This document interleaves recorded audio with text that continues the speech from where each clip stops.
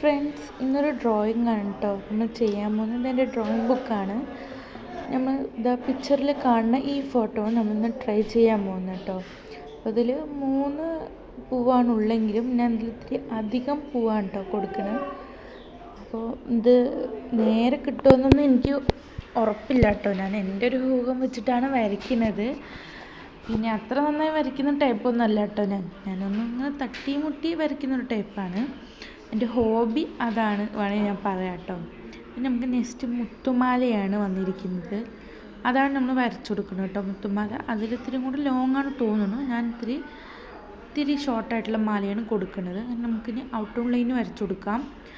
അപ്പോൾ final look കാണണ്ടേ, നമുക്കൊന്ന് ഷെയ്ഡ് ചെയ്തിട്ട് ഫൈനൽ ലുക്കിലേക്ക് പോവാം. ഇതാണ് നമ്മുടെ ഫൈനൽ ലുക്ക് കേട്ടോ.